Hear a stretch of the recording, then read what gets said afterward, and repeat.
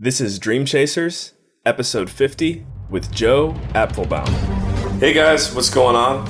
I'm Adam Carswell, and welcome to Dream Chasers, Interviews with the Future. On Dream Chasers, we interview individuals with supernatural amounts of potential based on early success in their careers.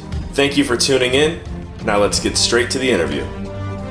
Hey guys, this is Adam Carswell, and today I'm joined by Joe Apfelbaum. Joe is the CEO and founder of Ajax Union.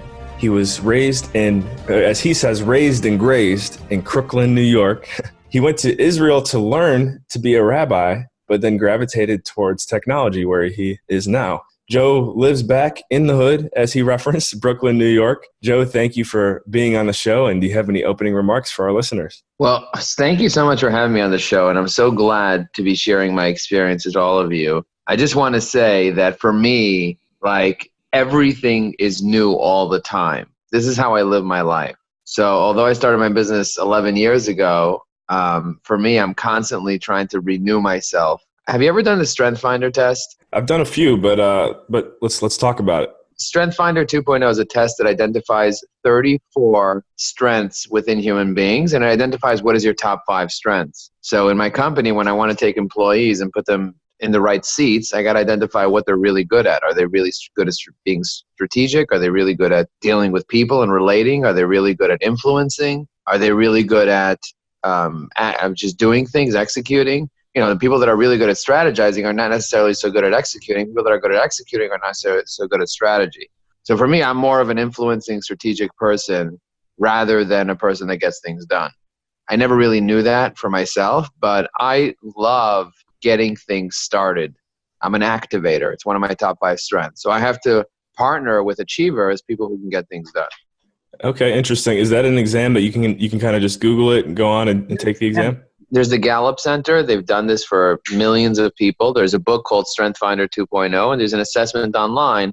I think it's $20 right now, but the price keeps increasing every year. And you can identify within a 15-minute assessment, you could identify your top 5 strengths. Nice. And how have you seen that impact your life and I would say those around you as well? Once you're playing your strengths, you have more passion. You see, there are 3 things that make people want to stick at a job. There's autonomy, mastery, and purpose. And autonomy means that they have a say in what they're doing and they feel like they're controlling. Mastery means they're really good at what they're doing. And purpose means that what they're doing is aligned with their values or with their why. And so I believe that when somebody's doing something that they're good at, they are automatically passionate at that.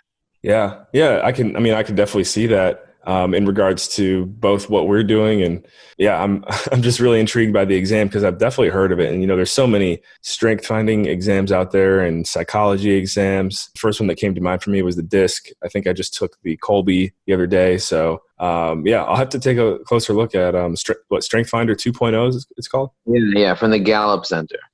All right. Well, guys, so I first discovered Joe on LinkedIn. I'm not sure if I mentioned that already, but he is doing a very great job at getting his personal brand and just his face out there. One thing that I've observed Joe doing recently, and I'd like for you to talk to us about this as well, is he's going around taking 1,000 selfies with 1,000 strangers. And it's very powerful from a branding perspective. In my opinion, because Joe, now, I'm following you on this journey. I see your face every day. And it's almost like I don't even really know exactly what it is that you're selling. But just because I'm seeing you on a daily basis and you can feel the genuine feel behind your posts, I'm kind of like, oh, wow, like this guy's great. Like, he's a good guy. I don't even know what he's selling, but if he was going to sell it to me, I'm much more open to hearing about it now. So I guess tell us about that initiative and anything else that you've been doing that's similar. So I started my company, Ajax Union, 11 years ago, and I started selling SEO and working with companies to help them rank on Google. And after a while, that stopped being so popular, and I started to try to figure out, okay, what's the next big thing happening? And I saw that Microsoft paid $26.2 billion for LinkedIn. And so I realized that LinkedIn is the largest professional social network, and I got to start taking networking seriously because I want larger customers. They come from networking, not from random searches on SEO. Mm-hmm. Someone that's going to spend hundreds of thousands of dollars with you, they're not going to do that if they don't have a relationship with you. So I started learning the art of networking, and I realized the place to network is LinkedIn. That's a 24/7 networking event. And I started doing research onto how to do that and the best ways to do that. And I started experimenting and reverse engineering. And I started closing major deals, like deals with big, large public companies. So I decided this year that I'm going to create a course for LinkedIn called Social Selling. And I would teach the world the strategies that I have learned. So I partnered up with Tammy Slichter, who is the president of Ajax Union. Mm-hmm. And she happens to have a PhD in mathematical neuroscience. So she is like literally writes artificial intelligence. That's pretty smart. Yeah. So there's very few people in the world that have that. And most of them work for Facebook or Google. So I figured, okay, I'm going to sit with her and help her be able to use the strategies that I've been using. And she uses her methods to figure out the best way to organize everything and to present it in a way that's really simple for anyone to understand. And the thing is, we're going to have 1,000 students that are going to be using the platform this year. And the students that are on there right now, it's literally game changing, because people think that you go to LinkedIn and you sell. And it's the last thing that you want to do on LinkedIn, because if you try to sell, you're going to end up smelling, right? If you try to be selling, you're going to be smelling. Instead of selling, what you want to do is build real, authentic relationships with people. Like, I built a real relationship with you by being authentic, by being real, by posting, by engaging, by messaging. And that's why we're even talking right now. And you're sharing me with your world right now because of the fact that I am building relationships with people, real, authentic relationships. Like, if I asked you, how many real relationships do you have on LinkedIn? How many people would actually go out for a beer with you? Like, if you dropped in San Diego, how many people would actually go for a beer with you in San Diego or LA or Miami or wherever, one of those places? And probably the answer is not too many. You know, for most people, that would be not too many. But when I go to San Diego, I say, hey, everyone, I'm in San Diego. 30 people show up to a meetup. When I go to LA, 50 people show up to a meetup. When I go to Miami, I have 42 people show up to a meetup, to an event that I just literally launch on the fly while I'm there. So for me, it's a very powerful thing to build real relationships with people that will allow me to add value. So look, ultimately for me, the idea is, how can I add value to your life? This is what I'm thinking about all day. How can I add value to people's lives? And the best thing I can do is teach people how to network, teach people how to fish. You know, it's one thing to do marketing for people. It's another thing to teach people how to market themselves as a personal brand.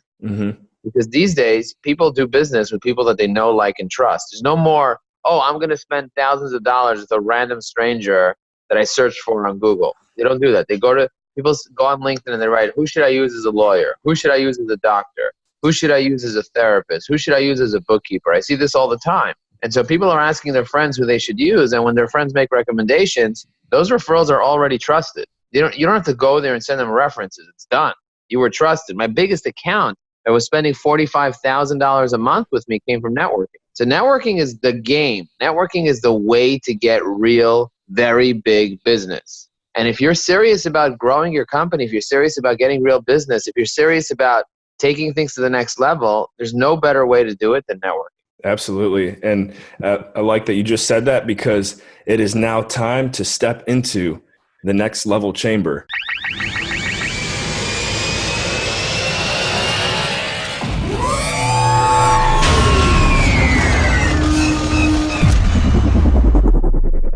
When did you realize this was something you wanted to take to the next level? Well, the way that I realized is when I realized that I was limited with transactional business. I had 1,100 clients with Ajax Union, and most of the business was transactional. Somebody would come, they would pay me money, we would get them to the top of Google and have a good day. That's it. We were done.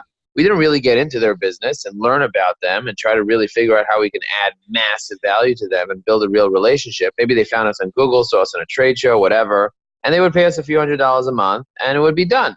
That's it.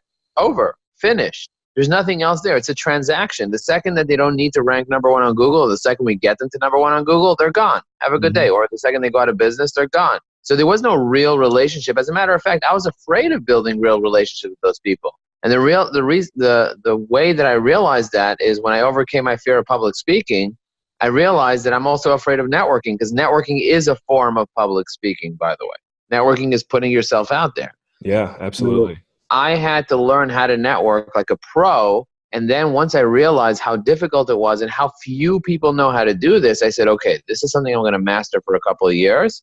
And then one day I'm going to start teaching this stuff. Cool.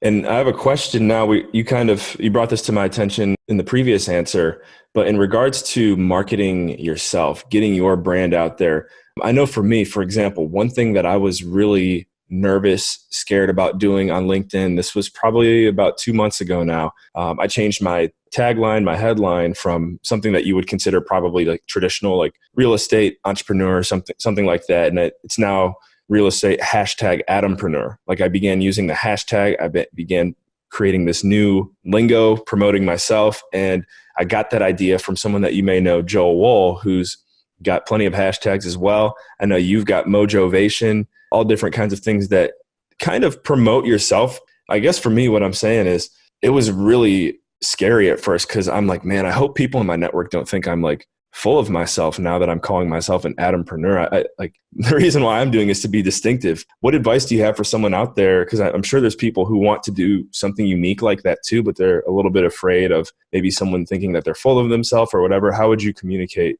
that that's not the way it should be perceived? Other people's opinions are none of your business. That's the first thing I would tell anyone listening to this. I'll say it again. And by the way, you should write this down. Other people's opinions are none of your business. Other people's opinions are none of your business. Why? Because everyone's going to have conflicting opinions all day. If you're a human being, you have an opinion. If you have a brain, you have an opinion. And one opinion is this way, and tomorrow it's that way, and the next day it's the other way. Other people's opinions don't matter. You have to decide what you want to create for yourself. That's really the key. And so if you want to brand yourself a certain way, whether it's #Adampreneur or it's #Motivation or it's #Shmuley says or whatever it is, put up a hashtag. No one really cares. You might have one person that's a Debbie Downer that'll make a comment, and you always have 1 out of 100 people are going to be Debbie Downers. They just are. There's trolls flying around the internet. They're going to make nasty comments. It just is what it is. The great thing about the internet is you could just block people. The day that I learned that I can come up with my own quotes, I was really scared of coming up with my own quote because I was like, who am I to say a quote? Like, who am I? And the thing is, who are you not to share a quote? Wow. Who are you not to share yourself? I mean, you have a responsibility to shine your light.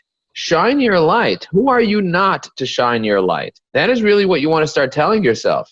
Who are you not to shine your light? I am Coach Mojovation right now. I am actually writing that down. So who are you to not shine your light? Here, somebody wrote this. Somebody said the following. Somebody said, our deepest fear is not that we are inadequate. Our deepest fear is that we are powerful beyond measure. It is our light, not our darkness, that most frightens us. We ask ourselves, who am I to be brilliant, gorgeous, talented, fabulous? Actually, who are you not to be? You are a child of God, and your playing small does not serve the world. There's nothing enlightened about shrinking so that other people won't feel insecure around you. We are all meant to shine as children do. We were born to make manifest the glory of God, and that is within us. It's not just in some of us, it's in everyone. And as we let our own light shine, we unconsciously give other people permission to do the same. And as we are liberated from our own fear, our present automatically liberates others. And that's what you want to do. You want to be in a state of motivation where you're liberating others from their fear. Yeah. Wow. Yeah. I'm loving this. This is, I don't know, I guess I was getting ready for more of an interview, information sharing with the listeners, but I really feel like I'm personally taking in a lot of this right now. So let's keep going. Joe, what do you think are some of the downsides to networking this way? And then obviously you can name some of the positives too. Well, the downside of networking is that networking takes time. It's kind of like planting bamboo. It doesn't happen automatically, and it doesn't happen in one day. And you got to keep investing sometimes without seeing the fruits of your labor right away. That's just what happens. When you're cold calling, you're going to get transactional business, but that transactional business is not going to last long. When you're networking, you're not going to get transactional business right away. You're going to be giving. You'll get a little bit, then you'll give, and get a little bit. But suddenly, one of these days, if you're smart and you know how to ask, because ask and you shall receive, you're going to get big because you've been giving for such a long time. So I always tell people networking, the downside of networking is that it takes time. The upside is that when you get big. And how have you seen that work for you now, early on compared to where you're at now? I mean, I know I see some of your posts and you're getting a lot of engagement, likes up into the hundreds plus, views into Yeah. the thousands plus. So what was it like beginning compared to where you're at, and how did that snowball effect really click? I mean, even a year ago, it takes a year to really get out there. But even if you take a look at my LinkedIn a year ago, go back to my stuff a year ago, like I did not have a lot of engagement because I didn't know a lot of engaged people. I just knew the people that I knew. And then I realized in order for me to get hundreds of likes or even dozens of likes and dozens of comments from real people, what I need to do is I need to start physically meeting real people that are engaged on the platform. Real people that are not lurkers, real people that are willing to put themselves out there, because very few people are. So if you have 10,000 connections, only 300 are going to be active people. The rest of them are just going to be lurkers that just like to watch and not to engage. So when I started building real relationships with the people that engage, they started engaging more with my content. And I had over 550 people come to my meetup, people that are engaged on LinkedIn that I invited to come physically meet with me face to face in my almost 24 events right now that I've done over the past 8 months. And it's powerful to meet real people that are, when you meet somebody for real, it's a game-changing experience. But, Gary Vaynerchuk in his first 3 years of doing YouTube, talk about someone who's inspirational, he didn't get anyone to look at his stuff. No one, zero, zilch, nada. And then he became one of the number one influencers on YouTube. And now he's one of the number one influencers in the world. Right. But it took Tony Robbins decades to become the number one motivational speaker. And he did the same speech for decades. I mean, he's still at it for 40 years. Now he's filling up stadiums with tens of thousands of people. But when he started, he barely filled a room with 20 people.